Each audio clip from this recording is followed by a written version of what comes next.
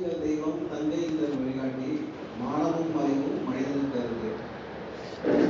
நன்றும் தீதும் பிறந்தனவாரா, யாதும் ஊரே யாவரும் கேள்வி. இதெல்லாம் யார் சொன்னது? மூத்தோர் சொன்னது இல்லையா? இந்த மூத்தோர் சொன்னதை சொல்லி நான் இந்த உரையை தூங்குறேன். நன்றும் தீதும் பிறந்தனவாரான்னு சொல்லி சொன்னாங்க பார்த்தீங்களா? நல்லதும் கெட்டதும் கண்டிப்பா மற்றவங்களால வராது.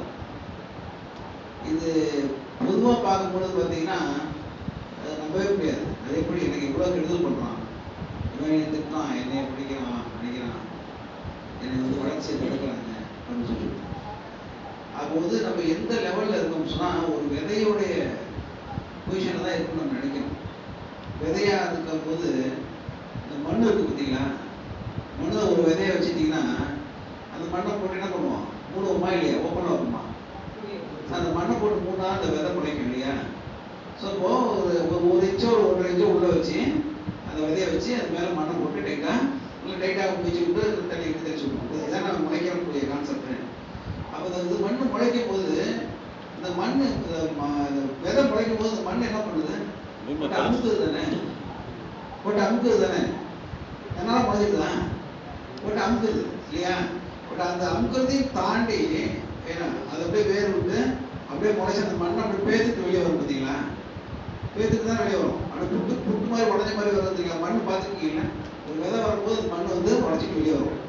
அப்படியே அது தன்னுடைய விதையோட சின்னது தான். அது ஒரு கடுகு சைஸ் தான் விதை, அவ்வளோதானே? கடுகே விதை தான் இல்லையா? அந்த கடுகு வந்து முளைச்சி வரும்போது அது மாதிரி 10 மடங்கு மண்ணை பேத்துட்டு வெளியே வரும். அப்படிதானே கணக்கு இல்லை? அது உயிரா அது ஜெயிச்சு வரணுன்ற அந்த முன்றாங்க பார்த்தீங்களா? அவங்க தான் வந்து மிகப்பெரிய வெற்றியாளர் மாறாங்க. எப்படின்னா அது வந்து 2 ஆள் விழுவும், ஒரு செடியாகும், மரமாகும், பெரிய விருட்சமாக மாறுது. பெரிய விருட்சமாக மாறி எவ்வளோ பேத்துக்கு அது நன்மை கொடுக்குது. ஆனால் இந்த முளைச்சி வர வரைக்கும் தான் அந்த சமூகம் நம்ம போட்டு அமைக்கும். இந்த மண்ணு தான் சமூகம் அப்படி நினைக்கணும். முளைச்சி முண்டி முண்டி முண்டி முண்டி முளைச்சி வர்றதுக்கு சரிங்களா? போட்டு வெளியே வர வரைக்கும் இந்த சமூகம் போட்டு அமைக்கும். அது சொந்தமாக இருக்கலாம், இல்லை தெரிஞ்சவங்களா இருக்கலாம், நம்மளுடைய சீரியஸாக இருக்கலாம், இல்லை சமூக அமைப்பு. ஆனால் இதை பூரா குட்டி வெளியே வந்த பிறகு இந்த செடியாகி மரமாகி பெரிய விருட்சமாக மாறதுக்கு எது பயன்படுது? அந்த மண்ணு தான் பயன்படுது இல்லைங்களா? ஸோ இந்த சமூகன்றது, இந்த சொசைட்டின்றது மண்ணு மாதிரி தான். அதை பற்றி எப்பயுமே நம்ம ஒரே பண்ணக்கூடாது. நம்ம முண்டி அடிச்சு மேலே வந்துட்டோம்னு சொன்னால் அந்த மண்ணே நமக்கு வளர்ச்சிக்கு அந்த மண்ணு தான். வேற நம்ம எங்கே போய் பிஸ்னஸ் பண்ண போகிறோம், எங்கே போய் உழைக்க போகிறோம், யாருக்காக உழைக்க போகிறோம்? எங்கே போனாலும் இந்த சமூகத்துக்காக தான் நம்ம பண்ணாதான் நம்ம ரெவன்யூவாக இருக்கட்டும், புத்தியாக இருக்கட்டும், எதுவாக இருந்தாலும் நம்ம எங்கேருந்து எடுக்க போகிறோம்? எல்லாமே வந்து எடுக்கிறது ஃப்ரம் சொசைட்டி தான்.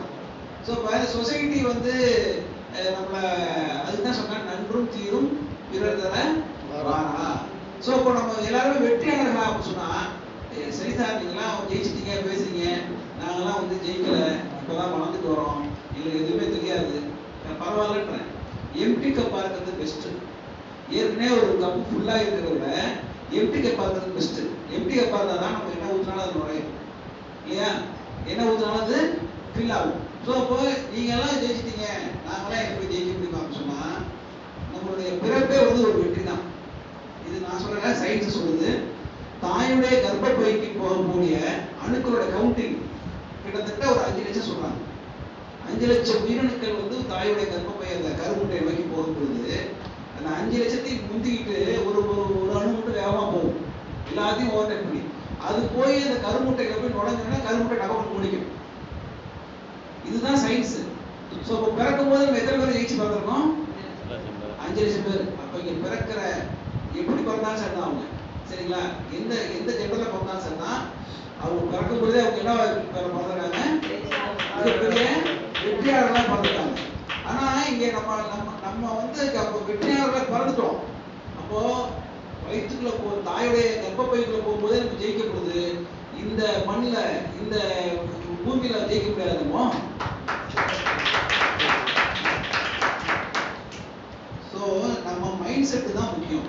அப்போ நீங்க எங்க உங்களுடைய நேரத்தை செலவிடுறீங்க அதுதான் முக்கியம். ஒரு நாளைக்கு 24 மணி நேரம் இருக்குன்னு சொன்னா அந்த 24 மணி நேரத்தை ஷெட்யூல் பண்றது நம்மளுடைய தாயாரோ, நம்மளுடைய தந்தையாரோ, நம்மளுடைய ஆசிரியரோ, நம்மளுடைய மாமனோ, மச்சானோ, மனைவியோ, அண்ணனோ, தம்பியோ யாருமே யார் ஷெட்யூல் பண்றா? ஸோ நாம தானே செலவு பண்றோம், ஷெட்யூல் பண்றோம். அந்த ஷெட்யூலை நீங்க சரியா நேரத்தை செலவு பண்ணீங்கன்னு சொன்னா உங்களுடைய சக்சஸ் உங்களுக்கு காத்துருக்கு. தொடங்கியவுடன் வருவதில் வெற்றி, தொடர்ந்து ஓடும்போதுதான் வெற்றி வரும்னு சொல்றான். நீ ஓடிட்டே இருங்க, ஒரு திருப்பத்துல காத்திருக்குன்னு சொல்றான் வெற்றி. எல்லாத்துக்குமே வெற்றி எய்தாப்ப இருந்துச்சுன்னா எல்லாருமே போய் திருப்பாங்க. சரி, ஏழையும் பணக்காரன் எதுக்கு படைச்சிருக்கான்? பெரிய படிப்பாளியையும் முட்டாளையும் எதுக்கு படைச்சிருக்கான்? நல்லவனையும் கெட்டவனையும் எதுக்கு படைச்சிருக்கான்னு சொன்னா ஏழை ஏன் படைச்சான் சொல்லுங்க?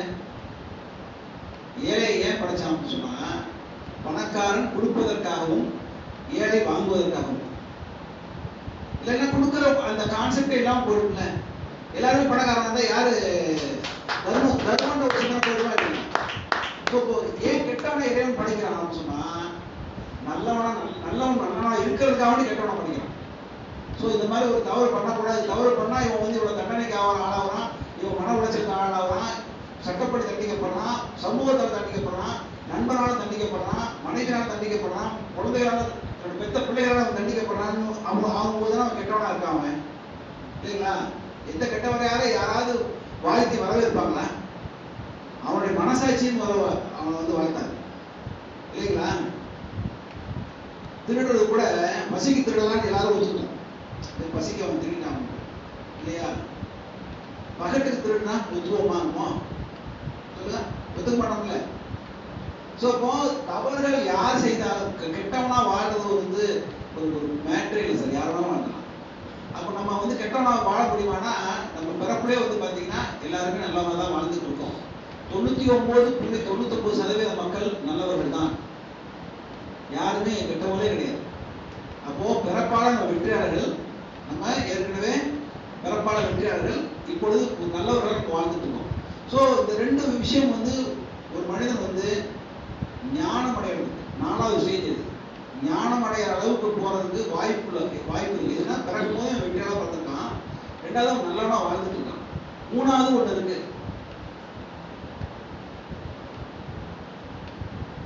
தாய் வயிற்றுல வெற்றியான மாதிரி பூமியிலே வெற்றி ஆகணும்ல. இந்த மண்ணில் பிறந்த அப்ப வெற்றியாளன் என்ன? இங்கே வெற்றியாளன் என்ன? இங்கே வெற்றியாளன் ஆக சிறந்த ஆக சிறந்தன்னு ஒரு வார்த்தை சேர்த்துக்கோங்க. பேடோட ஆப்போசிட் குட், இல்லையா? குட்டோட ஆப்போசிட் பேட். ஆனா பேட் இல்லை, குட்டோட ஆப்போசிட் என்ன தெரியுங்களா? பெஸ்ட். ஏன்னா இங்க நல்ல மனிதராக இருக்கிறது ஒரு பெரிய மேட்டரே இல்லை, ஆக சிறந்த மனிதராக இருக்கிறது தான் மேட்டர், இல்லையா? நல்ல மனிதராக வாழ்வதற்கு எல்லாராலையும் முடியும். ஒரு ஆக சிறந்த மனிதனா எப்படி? ஆக சிறந்த அப்பாவா இருக்கணும், ஆக சிறந்த மகனா இருக்கணும், ஆக சிறந்த மகளா இருக்கணும், ஆக சிறந்த அம்மாவா இருக்கணும். இப்போ அந்த ஆக சிறந்த ஒன்று இருக்கு பார்த்தீங்களா, அதுக்காக தான் நம்மளுடைய ஓட்டங்கள் பூராமே. நம்ம ஓடுறதெல்லாம் எதுக்காக ஓடுறோம்? நல்லவனா வாழ்றதுக்கெல்லாம் ஓடல, புரியுதா இல்லைங்களா? கெட்டவனா வாழ்றதுக்கெல்லாம் ஓடல. ஆக சிறந்த மனிதனா நம்ம இந்த பூமியை விட்டு நம்ம பிறப்பது வந்து சரிங்களா, நடுத்தர குடும்பத்தில் பிறந்திருக்கலாம். ஆனால் நம்ம இறக்கும் பொழுது ஒரு கோடீஸ்வரனா சாகணும் ஒவ்வொரு மனிதனும் நினைக்கிறோமா இல்லைங்களா? அப்ப இது யாருடைய தேர்வு அப்படின்னா, பிறப்பது நம்மளுடைய தேர்வு அல்ல, பிறப்பது வந்து இறைவனுடைய தேர்வு. ஆனா இந்த பூமியில சாகும் பொழுது அதே ஏழையாவே நான் சாவேன்னு சொல்லி அடம் பிடிக்கிறோம் பார்த்தீங்களா, அது யாரோட தேர்வு? அது நம்மளுடைய தேர்வு.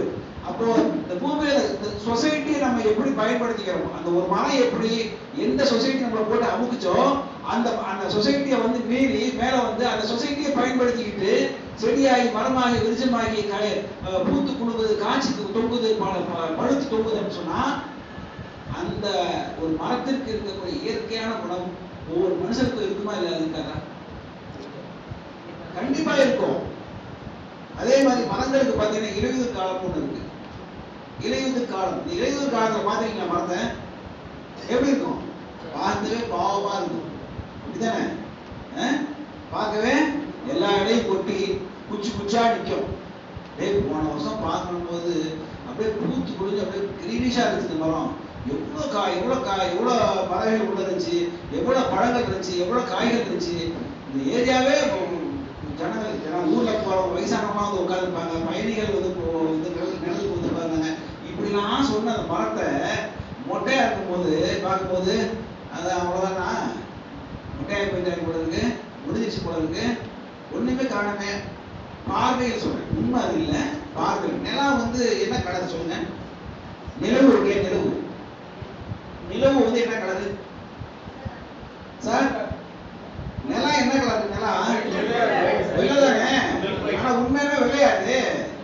உண்மையான சயின்ஸ் படி வெள்ளை கிடையாது. நிலவுக்கு கலரே கிடையாது. சூரியனுடைய சன்லைட் மூலமா அது வெள்ளையா தெரியுது. நம்மளுடைய பார்வைக்கு வெள்ளையா தெரியுது. நிலவுக்கு கலர் கிடையாது. நிலவுக்கு வந்து ஒரிஜினலா கலர் கிடையாது. ஆனா அந்த கலர் வந்து ஊதா கலர், வெள்ளை கலர் தெரியுதுங்களா? அந்த வெள்ளை கலர் வந்து சூரியனோட லைட்டு. அதே மாதிரிதான் சரிங்களா, நிறைய உண்மைகள் நம்ம பார்வைக்கு ஒரு மாதிரியா இருக்கும், ஆனா உண்மை அது கிடையாது. இந்த மரம் காஞ்சி போயிருக்குன்னு நம்ம நினைப்போம். ஒரு காஞ்சி போச்சுடுவான். ஒருத்தர் வந்து இது வந்து போன வருஷம் பார்த்தீங்கன்னா கண்ணு பட்டுருச்சு அப்படி கூட நம்ம சொல்லுவாங்க சில பேர். ஆனா அப்படி கிடையாது. அதோட ரூட்ஸ் பார்த்தீங்களா? அந்த ரூட் வேலை செஞ்சுட்டே இருக்கும். மரம் மொட்டையா இருக்கும், ஆனா ரூட் வந்து வேலை செஞ்சுட்டே இருக்கும். எப்படி வேலை செய்யும் சொன்னா, அதுக்கு தேவையான கனிம சத்துக்களாக இருக்கும், இல்லை நீராதாரமாக இருக்கும். அப்படியே பாறை போல தொலைச்சிட்டு போயிருக்கும். ஒரு இரும்பு பைப்பை தண்ணி போனா கூட அந்த இரும்பு பைப்பை ஓட்ட போட்டு உள்ள போய் தண்ணி கிடைக்கும். பாத்தீங்களா? எத்தனை குழாய் அடைச்சிருக்கு வேறு, பார்த்துருக்கோமா இல்லைங்களா? ஸோ இப்போ தன்னை வந்து திரும்ப மறுபிறப்பு எடுக்கணும்னு சொல்லிட்டு ஒவ்வொரு வருஷமும் அந்த வேலை நடக்குது. அதுக்கு ஒவ்வொரு வருஷமும் அந்த வேலை நடக்குது. மறுபிறப்பு எடுக்கணும்னு சொல்லிட்டு அந்த வேலையை செஞ்சு திரும்ப ஒரு இடம் விழுந்த இடத்துல 4 இடம் பழிக்கும். ஒரு இடம் விழுந்த இடத்துல எத்தனை இடம் பழிக்குது? 4 இடம் எத்தனை பழிக்குதா? ஏன்னா ஒவ்வொரு வருஷத்துக்கு மரம் பெருசாகிட்டு தானே போகுது. 5 வருஷத்துக்கு முன்னாடி பார்த்த மரம் இன்னும் அப்படியேவா இருக்கு? அதை விட இன்னைக்கு பிரான்சஸ் கூட இருந்து, அதே மாதிரி அதனுடைய இலைகள் கூட, கனிகள் கூட, காய்ப்பு கூட எல்லாமே கூட்டிட்டு தான் போகுது. இதுதான் மனிதனுடைய இயல்பு. இதுதான் மனிதனுடைய இயல்பு. இது வந்து எது தடுக்குதுன்னு சொன்னா, எனக்கு வாய்ப்பே வரலைங்க, எனக்கு வாய்ப்பே வரலைங்க, எங்களுக்குலாம் இப்போ ஒரு சந்தர்ப்பம் வரல அப்படிலாம் கிடையவே கிடையாது. அந்த ரூட் எப்படி போய் தேடி பிடிச்சிட்டாங்க. இப்ப மரத்துக்கு கொண்டாந்து யாராவது தண்ணி ஊற்றுறாங்களா சார்? ஒரு குறிப்பிட்ட வயசு, ஒரு குறிப்பிட்ட காலம் தான் அதுக்கு தண்ணி எல்லாம் கிடைக்கும், இயற்கையாகவும் கிடைக்கும், மேலோட்டமா கிடைக்கும். தன்னை வளர்ந்த மரத்துக்கு தண்ணி ஊற்ற முடியுமா? யாராவது வளர்ந்த மரத்துக்கு தண்ணி ஊற்றுவாங்களா? ஊற்ற மாட்டாங்க. தன்னை போல அதை எடுத்துக்கும்.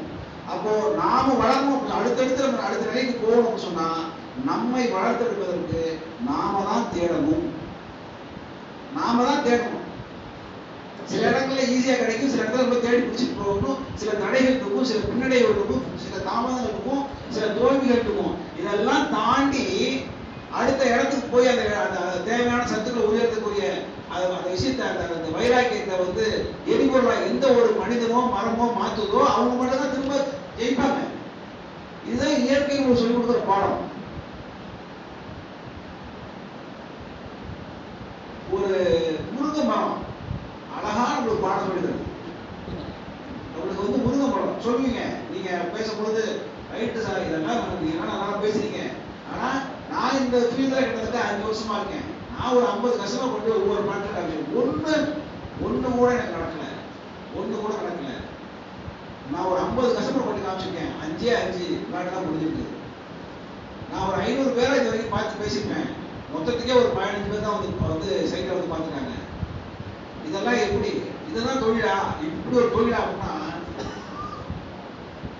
இயற்கையே அப்படிதான் சொல்லுது. ஆமா இயற்கை சொல்லி கொடுத்த பாடம். ஒரு புரிதலுக்காக சொல்றேன். முருங்கை மரம் பார்த்துருக்கீங்களா? முருங்கை மரம் எல்லாரையும் பார்த்துருப்பீங்க. பார்த்தீங்கன்னா இல்லையா? எல்லாரும் பார்த்துருப்போம் இல்லையா? எப்படி பார்த்துருப்பீங்க? நல்ல பச்சை பசேன்னு பார்த்தீங்கன்னா மழை காலத்துல பார்த்தீங்கன்னா பூக்கெல்லாம் போட்டு பழையது. இந்த மழை ரொம்ப மழை பெய்ச்சன்னு சொன்னா வந்து முருங்கை மரம் காய்க்காது, தெரியுங்களா? இலையெல்லாம் கொட்டி போயிடும், பழுத்துடும். அதுக்கு கொஞ்சம் காய்ச்சல் பாய்ச்சல் தான் அது முருங்கை மரம் நல்லா வரும். ஸோ நல்லா பசுந்தாளா ஃபுல்லா நல்லா கிரீனிஷ் ஆன பிறகு சரிங்களா, அப்படியே பூ கொட்டு வைக்கும், பூவா பூக்கும். ஒரு ஸ்டேஜ்ல நீங்க அந்த மாதிரி மரங்களை பார்த்துருக்க வாய்ப்பு இருக்கு. நிறைய பேர் எல்லாருமே பார்த்துக்க வாய்ப்பு இருக்கு. இலையெல்லாம் கொட்டி மரம் ஃபுல்லா பூவா பார்த்துருக்கீங்களா? முருங்கை மரம் இலை பூரா கொட்டி ஃபுல்லா அப்படியே பூவா இருக்கும், காம்பா பூவா இருக்கும். பாத்தீங்கன்னா இல்லையா? அப்போ கிட்டத்தட்ட ஒரு 5000 பூ பூக்குமா அதுல? சார் யார் பேசுறீங்க? சார் பேச வேண்டாம் ப்ளீஸ். ஸோ ஒரு 5000 பூ பூக்கிற இடத்துல 5000 காய்ச்சிச்சுன்னு சொல்லுங்க. 5000 காய் தாங்குச்சுன்னா நம்ம மரம் தாங்குமா சார்? தாங்காது. என்ன பண்ணுறோம்? அவ்வளோ மரமே காலி. அப்ப நீங்க 5000 பூ பூக்கிற இடத்துல இயற்கை பாருங்களேன், புசு புசுன்னு ரெண்டு காத்தடிக்கும். காலையில பாத்தீங்கன்னா அந்த மரத்துக்கு கீழே அவ்வளவு பூவா கொட்டி எடுக்கும். பாத்தீங்களா இல்லையா? பாத்தீங்களா? பூவா கொட்டுதுரா. மழை பெஞ்சுன்னா அவ்வளவு. மழை பெஞ்சிருச்சுங்க இன்னும் மாசம் தொடுத்துக்கிட்டு இருக்கிற பூவு, ஒட்டு ஒட்டாம இருக்கிற பூவு எல்லாம் கொட்டிடும். கடைசியில் பாத்தீங்கன்னா 5000 பூ 500 பூவா மாறும். இந்த 500 பூ என்ன பண்ணணும், அப்படியே பிஞ்சு விடுவாங்க. எல்லாம் சுட்டா பிஞ்சு. அதுல பாத்தீங்கன்னா ஒரு பூச்சி படையெடுப்பு, வண்டு படையெடுப்பு, கொலவி படையெடுப்பு. இது வந்து பாத்தீங்கன்னா அது ஒரு 130 பிஞ்சை காலி பண்ணிடும். சமயத்துல சத்து போதுமான சத்து இல்லாம வெம்பி அப்படியே விழுந்துரும். பாத்தீங்களா? காம்பிலே சின்னதுல வெம்பி விழுந்துரும். ஆனா கடைசியில் தேர்றது எவ்வளவு தெரியுங்களா? ஒரு 150 250 பிஞ்சு தான் தேரும். அப்போ 150 250 பிஞ்சு தேர்ப்பாரு. அது பெருசா காய் வந்து பெருசா வரும்போது 150 ஒரு 200 காய் வரும். ஆனா அந்த மரம் எவ்வளவு பூ உற்பத்தி பண்ணுச்சு? கிட்டத்தட்ட 5000 பூ உற்பத்தி பண்ணி எத்தனை பூ அது எடுத்துருக்கு? எத்தனை காய் நம்ம கையில் கொடுக்குது? 200 250 காய் தான். கிட்டத்தட்ட பர்சன்டேஜ் பார்த்தீங்கன்னு சொன்னா சம்பந்தமே கிடையாது. 5% தான். எவ்வளோ? 5%. நீங்க எப்படி வச்சுக்கோங்க. அதனால நான் வந்து 200 பேரை பார்த்துட்டேன். 200 பேரை பார்த்துட்டு ஒரு 20 பேர் தான் வந்து பிளாட் பார்த்தாங்க. அதுல ஒரு 5 பிளாட் தான் வெடிச்சிச்சு. பேசாம ஒரு 20 பேரை பார்த்துட்டு ஒரு 5 பிளாட் எடுத்துட்டு சொல்லி நம்ம நினைப்போம். ஆனா எந்த முருகமும் அப்படி நினைக்காது. இந்த வருஷம் 5000 பூ பூத்தனா 150 மரம் தான் 250 காய் வந்திருக்கா. நான் அடுத்த வருஷம் 300 காய் வாங்கலாம்ப்பா. அப்ப என்ன செய்யணும்? 6000 பூல இருந்து 10000 பூ பூக்கணும்னு அது முயற்சி எடுக்கும். பிரான்ச்சஸை வளர்க்கும் இல்லையா? அதோட முயற்சி வந்து தொடர்ந்துட்டே இருக்கும். ஸோ நம்மளுடைய தேவைகளையும் நம்மளுடைய விருப்பங்களையும் போதுமானதற்கு அதிகமா நம்ம வேணும்னு நம்ம நினைச்சோம்னு சொன்னா அதற்கான முயற்சியும் அதற்கான பயிற்சியும் நம்ம எடுத்துக்கிட்டே தான் இருக்கும்.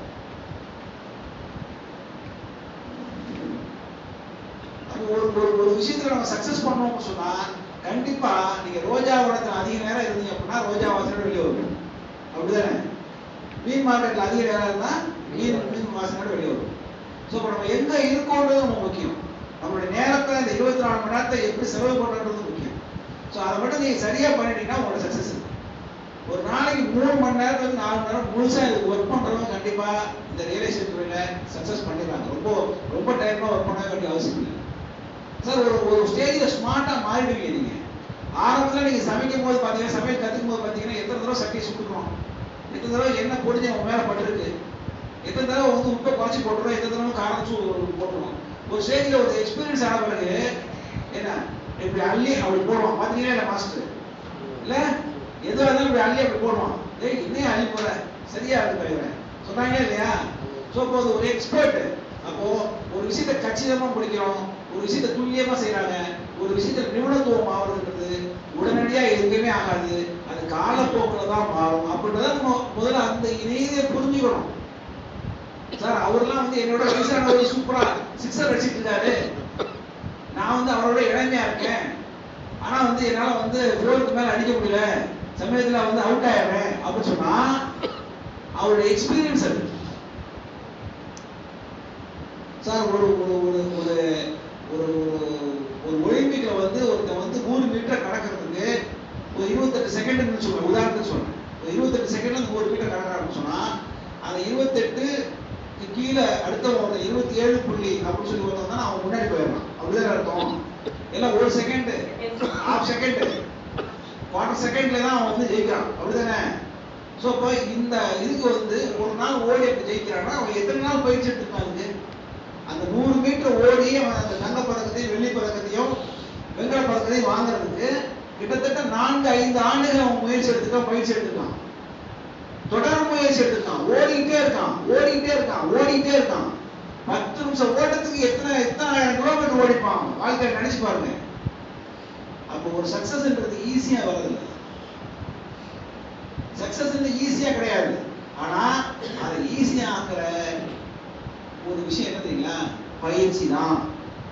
ஒரு சக்சஸ ஈஸியா நம்ம ரீச் பண்ணோம்னா அதுக்கு தேவையானது என்ன வேணும்? உங்களுக்கு தொடர் பயிற்சி. அது பயிற்சினா எப்படி? தொடர் பயிற்சி. ஒரு டிரைவிங் ஸ்கூலுக்கு 12 கிளாஸ் வச்சுக்கோங்க. ஒரு டிரைவிங் ஸ்கூலுக்கு 12 கிளாஸ் அப்படி சொன்னா இந்த மாசம் ஒரு கிளாஸ், அடுத்த மாசம் ஒரு கிளாஸ், 12 மாசத்துக்கு 12 கிளாஸ்லாம் டிரைவிங் கத்துக்க முடியுமா சார்? யாராவது கத்துக்க முடியுமா? மாசத்துக்கு ஒரு கிளாஸ் டிரைவிங் கிளாஸ் போனா ஒரு வருஷத்துல நீங்க கத்துக்க முடியுமா? அதே டிரைவிங் கிளாஸ் டெய்லி ஒரு கிளாஸ் வச்சு நீங்க ஓட்டினா 12 நாள் கத்துக்கிறோமா இல்லையா? ஸோ அப்போ எந்த ஒரு விஷயத்தையும் ஒரு கால நிர்ணயம் வச்சு அதுக்குள்ள நம்ம ஒர்க் பண்ண பழகணும். நான் 5 வருஷமா ரியல் எஸ்டேட்ல இருக்கேன், அப்புறம் இருக்கேன். 3 வருஷமா ரியல் எஸ்டேட்ல இருக்கேன்னு சொல்றவங்க நிறைய பேர் இருக்காங்க.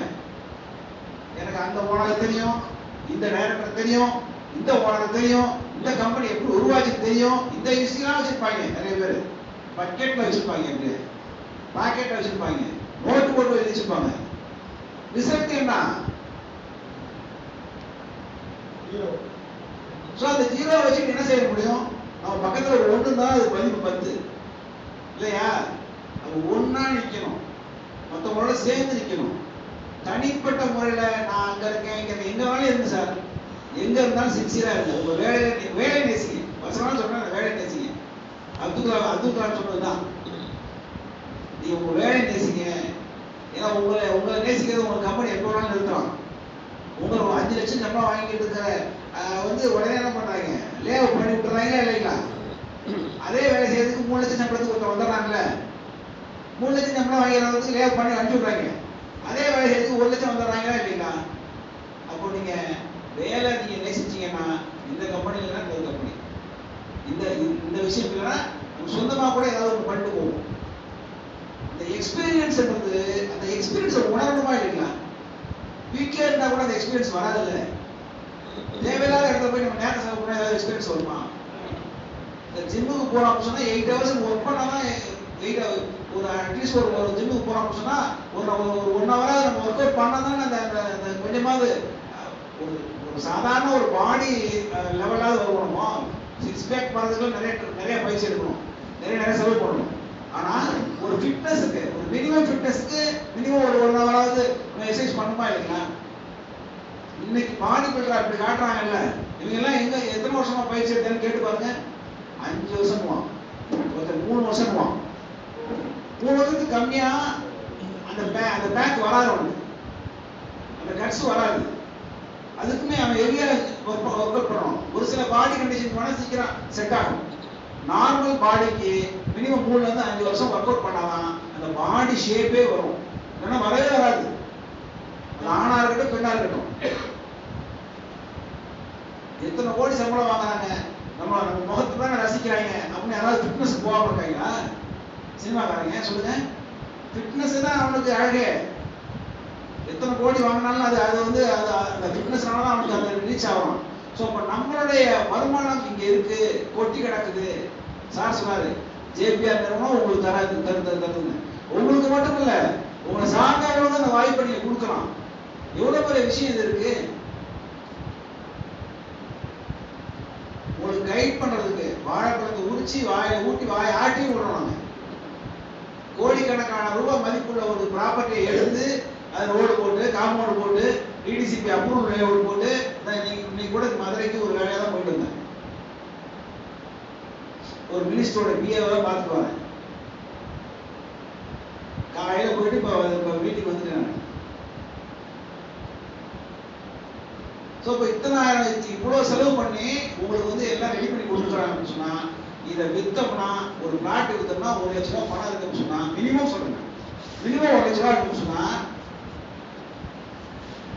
இப்ப இந்த சின்ன பசங்க தம்பி எல்லாம் இருக்கீங்க, உங்களோட வயசுல எல்லாம் எங்களுக்கு, நாங்கெல்லாம் இந்த ஃபீல்டுக்கு வரும்போது 35+, நான் இந்த ஃபீல்டுக்கு வரும்போது 35+ தான் வந்தோம்.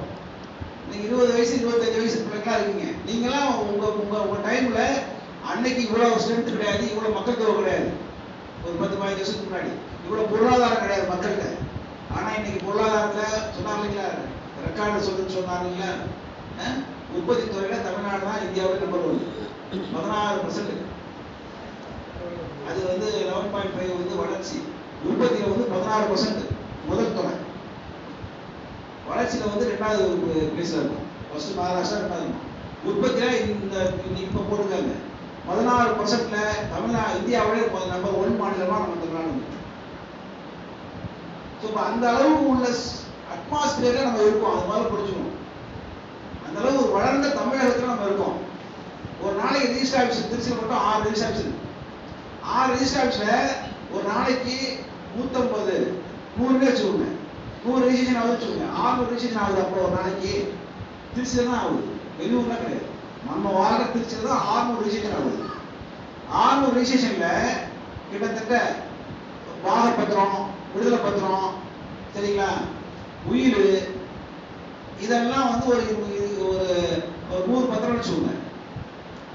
600 பத்திரத்துல மொத்தத்துக்கு இன்னொரு பவர் அது இதுன்னு சொல்லிட்டு ஒரு 50 பத்திரம், 150 பத்திரம் போக மிச்சம் 600 பத்திரத்துல 450 பத்திரங்கள் வந்து பார்த்தீங்கன்னா வீடுகள், மனைகள், அப்பார்ட்மெண்ட்கள் தான் இருக்கும்.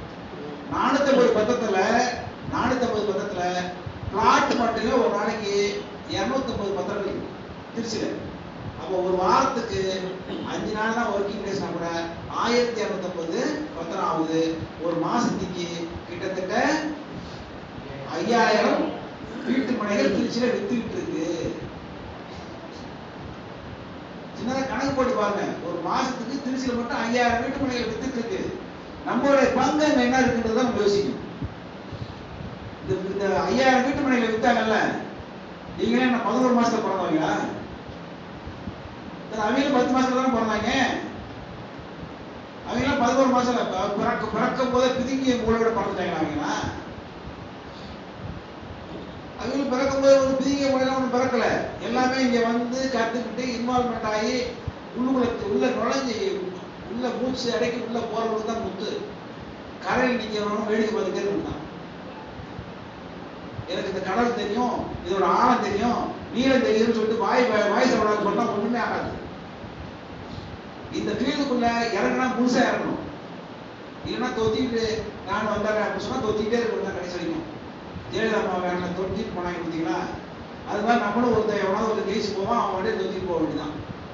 நம்ம உட்கார்ந்து போகணும் சார். அதுக்குரிய வாய்ப்பு கொட்டி கிடக்குது.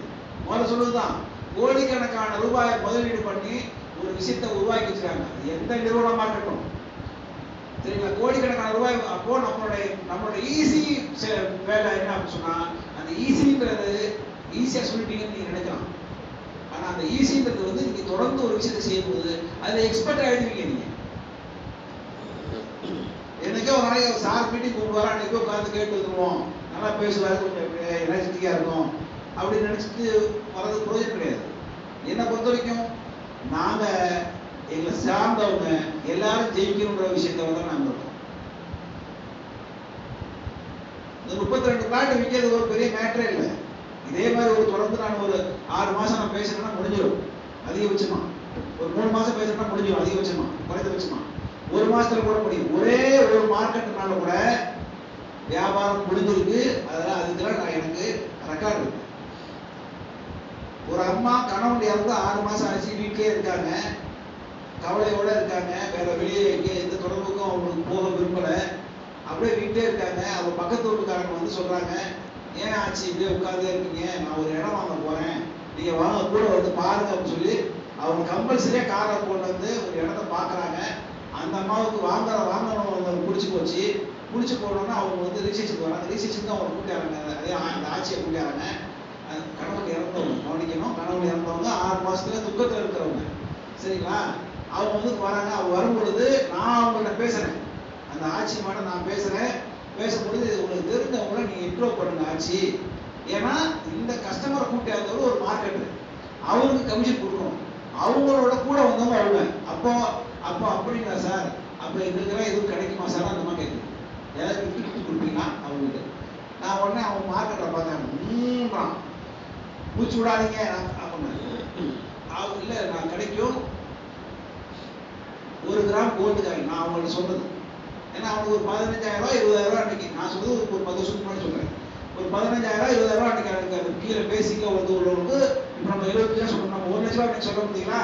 அன்னைக்கு வந்து ஒரு 15,000 ரூபாய். அப்போ 1 கிராமோட தங்கத்தோட விலை 1500 ரூபாய் 2000 ரூபாய் தான். அப்போ அதை சொல்ற 1 கிராம் கோல்டு காயின் இருக்கு ஆசியமா அப்படின்னு சொல்லும்போது, அப்படியா சரிங்க சார் எனக்கு. அப்போ நான் சொன்னேன், அவங்களுக்கு ஃபாலோ பண்ணுங்க, அவங்களோட கொஞ்சம் டைம் ஸ்பெண்ட் பண்ணுங்க அப்படின்னு சொல்லி உட்காந்து பேசி அந்த அம்மா அங்க உட்காந்துக்கிட்டே அவங்க அண்ணன் தம்பி சொந்தக்கார ஃப்ரெண்ட்ஸ் சர்க்கிள் எல்லாத்துக்கும் போறீங்க. கரகரகரன்னு போச்சு. 1.25 மாசத்துல அந்த அம்மா மூலியமா 1.25 மாசத்துல 41 சேல்ஸ் அவங்க முடிச்சாங்க.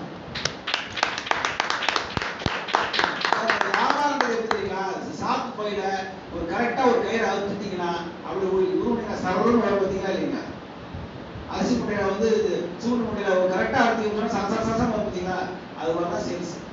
முதல் சேல்ஸ் எடுக்கிற வரைக்கும் சிரமம் தான், சரிங்களா? அந்த சேல்ஸ் நீங்க எடுத்துட்டீங்கன்னா அந்த ருசியை பார்த்துட்டீங்க அப்படின்னு சொன்னா அதுக்கப்புறம் இதுக்கா இவ்வளோ இன்னும் ஒரு 10 வருஷத்துக்கு முன்னாடி இந்த வாய்ப்பு கிடைச்சிடக்கூடாதா அப்படின்ற அளவுக்கு இந்த பிசினஸ் கொண்டு போகும். இது வந்து ஆயிரங்களை சம்பாதிக்கிறதோ லட்சங்களை சம்பாதிக்கிறதோ உள்ள தொழிலே கிடையாது. இது கோடிகளை சம்பாதிக்கிற தொழில். உலகத்திலே பாத்தீங்கன்னா உலகத்திலே வந்து டாப் 200 பணக்காரங்க, உலகத்துல டாப் 200 பணக்காரங்களை வந்து சர்வே எடுக்கும் போது அவரோட பேசிக் தொழில் என்னன்னு கேட்கறாங்க. அதுல 30 பேர் தான் பாத்தீங்கன்னா சாஃப்ட்வேர், இன்சூரன்ஸ், சரிங்களா, கப்பல் வச்சிருக்கவங்க, ஃபிளைட் வச்சிருக்கவங்க 30 பேர் தான். மிச்சம் 120 பேர் வந்து ரியல் எஸ்டேட் துறை தான். உலகின் மிகப்பெரிய பணக்காரங்க 200 பேர்ல ரியல் எஸ்டேட் பண்ணுவாங்க அதிக பேர் இருக்கான். 200 பேர்ல 170 பேர் நான் சர்வே படி உலக இருக்க வரைக்கும் இருக்கக்கூடிய துறை இது.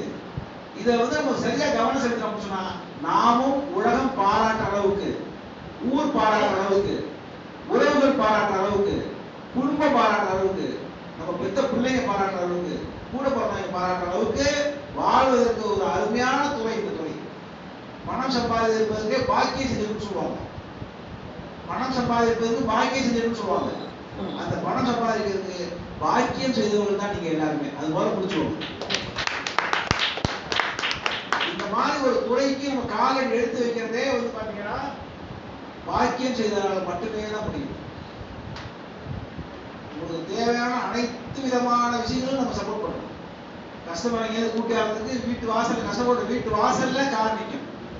நீங்க சொன்னீங்கன்னா அவர் சாப்பிட்டு மதியான சார் அவர் வந்து இந்த ப்ராஜெக்ட் ஹெட் அவர் போட்டுருக்கோம். ஸோ அவருக்கு இமீடியட்டா ஒரு கார் வந்து அது ஸ்பாட்டுக்கே கார் அனுப்புறாரு. 5 நிமிஷத்துல 10 நிமிஷத்துல கார் போயிடும். அது எப்படி போவோம்? ஆஃபீஸர் போவோம், ரெட் டாக்ஸி அங்கே நம்ம போயிடும். அவங்க ஏற்றிட்டு நேரம் ஆஃபீஸ் வந்துட்டாங்கன்னா ஆஃபீஸ் வந்து ஒரு 5 நிமிஷம் பேசிட்டு அப்படியே அவர் வந்து அவருடைய காரில் 6 பேர் 7 பேர் போகக்கூடிய காரில் அப்படியே நேரம் வந்து சைடு ஓடும். எதுக்கு நான் திரும்ப சொல்றான்னு சொன்னா நேரடியாக நீங்க கஸ்டமர் கூட்டு போனீங்கன்னா அதோட சக்சஸ் ரேஷியோ குறையுது. இன்னைக்கு வந்து 9 பிளாட் புக் ஆயிருக்கும்னு சொன்னா அந்த 9 பேருமே மதியோடைய நேரடி பார்வையில அவங்க போய் கூட்டி போய் தான் முடிஞ்சிருக்கு. அதுக்கு முன்னாடி எவ்வளவு பேர் கூட்டிட்டு போறாங்க, அது சக்சஸ் ரேஷியோ குறையுது. ஏன்னா அது மந்தரம்னா ஒண்ணுமே கிடையாது. ஒரே விஷயத்த திரும்ப திரும்ப ஒருத்தர் கேட்கும் பொழுது நம்மளுடைய மனம் வந்து ஒத்துக்கும். விஜயை பத்தி உங்களுக்கு தப்பான அபிப்பிராயம் வந்தாலும் ஒரு 4 பேர் திரும்ப திரும்ப நல்ல அபிப்பிராயம் சொன்னா உங்க மனசு மாறுதா இல்லைங்களா? ஸ்டாலின் சாரை பத்தி தப்பான அபிப்பிராயம் இருந்தா 4 பேர் நல்ல விதம் சொன்னா அவர் அது செஞ்சு சொல்ற அவங்க உங்க மனசு மாறுதா இல்லைங்களா? ஸோ அதே மாதிரிதான் ஒரு விஷயத்த திரும்ப திரும்ப நீங்க சொன்னது இல்லாம உங்க லீடர் சொல்றதுக்கு அப்புறம் இங்க ஆபீஸ் வந்து சொல்லி ஆபீஸ் வந்து எல்லாம் சொல்லும் போது 95% சரி இங்கே க்ளோஸ் ஆயிடுச்சுன்னு சொல்லுவாங்க. 5% தான் சைட்டோட வேலைக்கு 5% தான். ஏன்னா நீங்க சைட்டை பத்தி தான் நீங்க எல்லாமே சொல்லிடுறீங்க. சைட்டை பத்தி விஷுவல் கொடுத்துறீங்க, சைட்டை பத்தின டீடைல்ஸ் கொடுத்துறீங்க, சைட்டு நீங்களா பக்காவா சொல்லிடுறீங்க. டிடிசிபி எல்லாம் கார்பரேட் சப்போர்ட் எல்லாம் வாங்கிட்டு அதுக்கு எல்லா ப்ரூஃப் எவிடன்ஸ் நம்ம கொடுத்துறோம். அதெல்லாம் கேட்டுட்டு தான் வராங்க. இது 15 வருஷத்துக்கு முன்னாடி உள்ளவங்க அப்படி வரல. இடம் இருந்தா போதும் வந்தாங்க, இடம் கிடைச்சா போதும் வந்தாங்க. ஆனா இன்னைக்கு உள்ள மக்கள் எல்லாமே தெளிவாக வராங்க. தெளிவானவங்களுக்கு தெளிவான சப்ஜெக்ட் கொடுத்தா கொடுத்தாரோம். அப்புறம் எப்படி மிஸ் ஆகும்? சார் சொன்ன மாதிரி ஒண்ணு பிடிக்காம போகலாம், இல்ல அவங்களுக்கு போதுமான அளவுக்கு பணத்தை ரெடி பண்ண முடியாம போகலாம். 2 ஆப்ஷன் தான் வேணாம்னு சொல்லி போறது. சரிங்களா? எல்லாருக்கும் எல்லாத்துக்கும் பிடிக்கணும்னு அவசியமும் கிடையாது. இன்னைக்கு இருக்கிற எல்லா சினிமா நடிகர்களுமே வந்து எல்லாத்துக்கும் பிடிச்சிருக்கா? எல்லாத்துக்குமே ஒருத்தர் பிடிச்சிருந்தாங்கன்னா அவன் ஒருத்தர் தான் இருப்பான். கமல் மட்டும் எல்லாருமே பிடிச்சிருச்சுன்னா நடிகை வந்து வாய்ப்பே இல்லை. சூர்யா மட்டும் பிடிச்சிருந்தா அப்படின்னு சொன்னா விஜய் பிடிச்சிருச்சுன்னா அஜித் வந்துருக்க வாய்ப்பே இல்லை. அப்போ இது எல்லாமே ஹீரோஸ் தான். அதே மாதிரி எல்லா பிளாட் வீட்டு மனைகளுமே ஹீரோ தான். அவங்களுக்கு பிடிக்கிறதுனால நம்ம வருத்தப்படக்கூடாது. நம்ம ஹீரோவை பிடிச்ச ஒருத்தவங்க கூட்டியாந்து நம்ம ஜெயிக்கணும். புரியுதா? கான்செப்டை புரிஞ்சுக்கணும். நீங்க இந்த துறையோடைய இயல்பை புரிஞ்சுக்கோங்க. வெற்றி அப்படின்றது அடையாளத்துக்கு நிறைய விஷயங்கள் நம்ம சந்தித்தான். இலக்கணத்துக்கு வேற சதிச்சாகணுன்ற அந்த நம்பிக்கையை அந்த அந்த தைரியத்தை நம்ம முதல்ல வளர்த்தணும். இந்த உலகமே நம்ம எழுத்தா கூட அதை எதிர்த்து நிற்கக்கூடிய அந்த மன வலிமையை கொடு கடவுளையும் தான் நினைக்கிறேன். அந்த மன வலிமையை வளர்த்துக்கிறதுக்கு தான் இந்த மாதிரி பயிற்சி, இந்த மீட்டிங்லாம். அடிக்கடி நான் சொல்ற மாதிரி எல்லாமே இங்க வந்து வேல்யூபிளான மொபைல் போன் தான். ஒருத்தர் 1 லட்சம் ரூபாய் மொபைல் போடு, ஒருத்தர் 50,000 மொபைல் போடு, ஒருத்தர் 1 லட்சம் ரூபாய் மொபைல் போடு. ஆனா எந்த மொபைல் போனா இருந்தாலும் சார்ஜ் இருந்தா மட்டும்தான் அதை பேச முடியும். சார்ஜ் இல்லைன்னா அது பேச வேண்டியதான். அப்போ இது போன்ற மீட்டிங்கள் தான் உங்களை சார்ஜ் பண்ணி கொடுக்கும். நம்ம சோர்வுகள் நம்ம சோர்வுகளை தட்டி விடும். நம்மளால முடியும், இந்த பொண்ணால முடியுது, என்னால ஏன் முடியாது, இந்த வயசானவங்களால முடியுது, இந்த சின்ன பையனால முடியுது, என்னால ஏன் முடியாது அப்படின்னு அந்த உத்வேகம் எப்படி வரும்னு சொன்னா இந்த மாதிரி மீட்டிங், இந்த மாதிரி பயிற்சிகள். நிறைய பேர் மீட்டிங் அப்பா அவங்க போட்டு பேசுறதே பேசிருப்பாங்க. பேசுனா தப்பு இல்லையே. வெள்ளி விளக்கா இருந்தாலும் விலைக்கு வச்சாதான் மின்னும். வெள்ளி விளக்கா இருந்தாலும் விலைக்கு வச்சது எனக்கு எல்லாம் தெரியும். வெள்ளி விளக்கு சும்மா இருந்தாலும் என்ன ஆகும், கருப்படிதான் போகும். வெள்ளி விளக்கா இருந்தாலும் விலைக்கு வச்சாதான் மின்னும்னா அந்த மாதிரி இந்த மாதிரி மீட்டிங்ல வரும்போது நம்ம ஆட்டோமேட்டிக்கா நம்மள ஷைன் பண்ணி அனுப்புவாங்க, சார்ஜ் பண்ணி அனுப்புவாங்க. செய்திடலாமா?